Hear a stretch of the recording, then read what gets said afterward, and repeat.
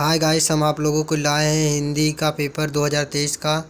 आप देख सकते हैं यहाँ पर यूपी बोर्ड की 2023 की हिंदी का पेपर है। और आप देख रहे हैं कि यहाँ पर अनुक्रमांक एवं नाम दिए हैं। यहाँ पर अपना अपना रोल नंबर और अपना नाम लिखा जाता है। जो हम अपने कॉलेज से रोल नंबर पाते हैं उसे। और ये जो आपको कोड दिख रहा है, ये वाला, इसे हम अपने कॉपी में लिखते हैं।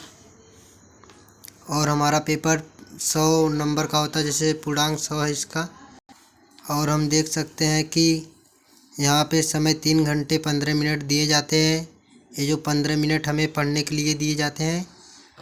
और निर्देश में पहला प्रारंभ के 15 मिनट परीक्षार्थियों को प्रश्न पत्र पढ़ने के लिए निर्धारित है। और दूसरा, इस प्रश्न पत्र में 2 खंड दोनों खंडों के सभी प्रश्नों के उत्तर देना अनिवार्य है। तो दोस्तों, हम लोग चलो अब अपने पेपर पर आते हैं। देखो, यहाँ पर खंड क दिया हुआ है। जैसे कि पहला दिया हुआ है क विचार और वितर्क के लेखक है। तो आप लोगों को चारों ऑप्शन में से कौन सा लग रहा है? पहला महावीर प्रसाद द्विवेदी, दूसरा जी सुंदर रेड्डी, तीसरा हजारी प्रसाद द्विवेदी, चौथा राय कृष्णदास।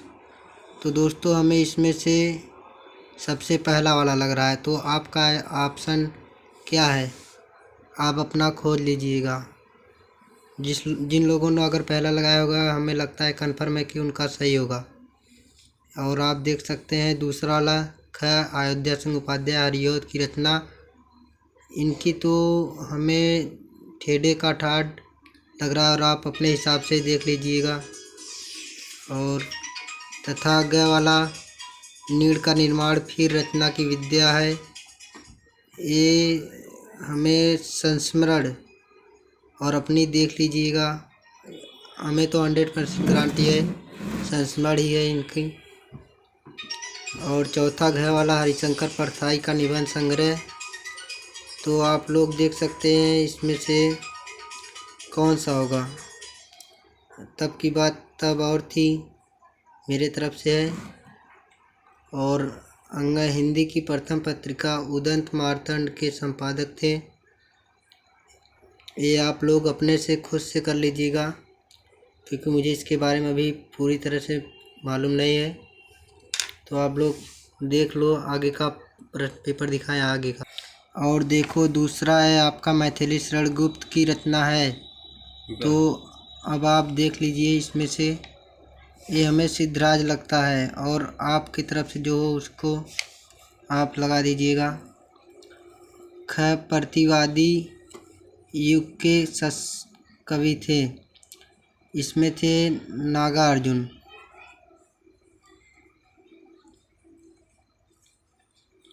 और आप लोग आगे देख, यहाँ पर दिया हुआ है मास्को अभी दूर है के रचयिता। इनके रचयिता तो हमें इसमें से कंफर्म नहीं है, आप लोग देख लीजिएगा अपना। और घ वाला है सच्चिदानंद हीरानंद वासना अज्ञेय के संपादक में कुल कितने सप्तक प्रकाशित हुए? इसमें से आप लगा लीजिएगा अपना। और सुमित्रानंद पंत को ज्ञानपीठ का पुरस्कार मिला था। तो ये है चिदम्बरा में। तो ऑप्शन इसका तीसरा है। और इसके नीचे आपको प्रश्न तीसरा आ गया आपका। देखिए, दिए गए गद्यांश पर आधारित निम्नलिखित प्रश्नों के उत्तर दीजिए। और इसमें आपको इस तरह से कुछ शब्दों का दिया रहेगा, और वहाँ पे उसी में से आपको आंसर छाट कर लिखना होगा तथा रेखांकित अंशों की व्याख्या करनी होगी। ऐसे प्रश्न देखो नीचे दिया हुआ है। क उपर्युक्त गद्यांश का संदर्भ लिखिए। ख रेखांकित अंश की व्याख्या कीजिए। और ग कौन सा देश किसी आविष्कृत चीज के नामकरण को नया शब्द देता है? घ यदि हर देश आविष्कृत चीज़ों पर अपना अपना अलग नाम देता रहे तो क्या होगा? अंग नई चीज़ों के आविष्कार होने का क्या कारण है? तो अब आप लोग देख सकते हैं भाई कि यहाँ पे क्वेश्चन है जो आपका, और इसी में से आंसर ढूंढना है। उसके बाद आपको लिखना भी है। आप पढ़ कर जाइएगा। 100% गारंटी है कि आप लोग 18-19% के ऊपर ही लाएंगे, क्योंकि ये पेपर हम दिखा रहे हैं, ये यूपी बोर्ड की मॉडल पेपर नहीं, ये ओरिजिनल पेपर है जो हम लोग देकर आए थे। अभी मैं इस साल इंटर से पास हुआ हूँ। यहाँ पर देख रहे हैं आप, अथवा दिया है, तो यहाँ पे अगर आपको ये नहीं आएगा तो इसके आधार पर दूसरा क्वेश्चन भी पूछा जाएगा। जैसे कि आप लोग देख रहे हैं यहाँ पे जो कुछ भी हम इस संसार में देखते हैं, जैसे यहाँ पर भी देखिए, ये सब पूरा यहाँ से यहाँ तक दिया हुआ है। इसके बाद ध्यान से देखिए इसे। उसके बाद क उपरयुक्त गद्यांश का संदर्भ लिखिए। ख रेखांकित अंश की व्याख्या कीजिए। ग महर्षि अरविंद ने क्या कहा है। घ हम इस संसार में जो कुछ देखते हैं वह क्या है। अंग अस्तित्व का दात्यत शब्दों के अर्थ स्पष्ट कीजिए। तो गाइस, आज हमारा पहला दिन है वीडियो बनाने का, इसीलिए हम थोड़ा अटक रहे हैं। धीरे धीरे कोशिश करूँगा कि आपके लिए सही वीडियो बनाकर भेजें। तो आप लोग अब चौथा क्वेश्चन देख लीजिए। दिए गए पदार्थ पर आधारित निम्नलिखित प्रश्नों के उत्तर दीजिए। यहाँ पर भी उसी तरह होता है, देख लीजिए एकदम सही सही जो दिया है।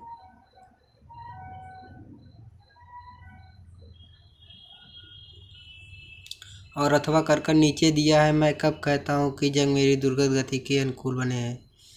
ये सब देख लीजिए। अथवा जो कर दिया रहता है यहाँ पे, उसकी एक ही क्वेश्चन का आंसर देना होता है। चाहे ये दीजिए, चाहे आपको जो आता है उसमें से एक ही देना होता है, आपको नंबर मिलेगा। उसके बाद यहाँ से आप चाहे जो ये आ रहा है तो ये करना, ये आ रहा है तो करना, जैसे आपको जो अच्छा लगे उसी को कर देना, जिसमें आपको नंबर बढ़िया से मिल सके। तो अब आपको आगे पेज नंबर 4 पर ले जा रहे हैं। तो आप देख सकते हैं कि यहाँ पर 5वां क्वेश्चन दिया हुआ है। 5वां क्वेश्चन, निम्नलिखित में से एक लेखक का साहित्यिक परिचय देते हुए उनकी प्रमुख कृतियों का उल्लेख कीजिए। आपको इन सभी में से किसी एक का जीवन परिचय लिखना होगा। तो आप जिनकी आपको अच्छी लगे और आए वही लिख दीजिएगा। बहुत अच्छे नंबर से आप पास हो जाएंगे, यकीन करें, 100% गारंटी है हमारी। और यहाँ पर निम्नलिखित में से किसी एक कवि का साहित्यिक परिचय देते हुए उनकी प्रमुख रचनाओं पर प्रकाश डालिए। और जैसे यहाँ पर दिया है, सुमित्रानंद पन्त, रामधारी सिंह दिनकर, मैथिली शरण गुप्त। आपको इन सभी कवियों में से किसी एक का जीवन परिचय देना होगा, और ये लेखक हैं। हम चाहेंगे कि आप एक लेखक और एक कवि का जीवन परिचय याद करके जाएं। पक्का है कि इसमें से अधिकतम मैथिली शरण गुप्त और इसमें से आचार्य हजारी प्रसाद द्विवेदी का हर साल पूछता है। ये दोनों हमेशा के लिए याद कर लेना। और आगे 6वां क्वेश्चन, कहानी की कथा वस्तु की विवेचना कीजिए।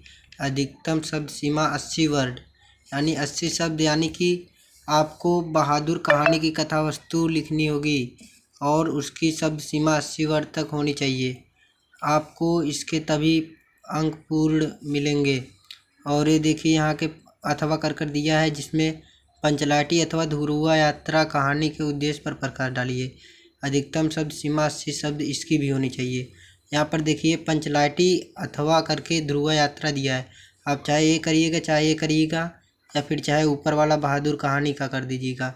अच्छे नंबर से आप पास हो जाएंगे। इन सभी में से एक बहादुर की कहानी कथा वस्तु की विवेचना कीजिए। आप इसको याद करके जाएंगे, पक्का है, बहुत बढ़िया होता है, कहानी की तरह अच्छी तरह से याद भी हो जाता है। इसे आप मेरी तरफ से याद करके जाइएगा, पक्का आपके प्रश्न में पूछेगा, आप इसको याद कर लीजिएगा। बढ़िया क्वेश्चन है ये। और आप देख रहे हैं आपका 7वां क्वेश्चन, स्वपठित खंड काव्य के आधार पर किसी एक खंड के एक प्रश्न का उत्तर दीजिए। अधिकतम शब्द सीमा 80 शब्द।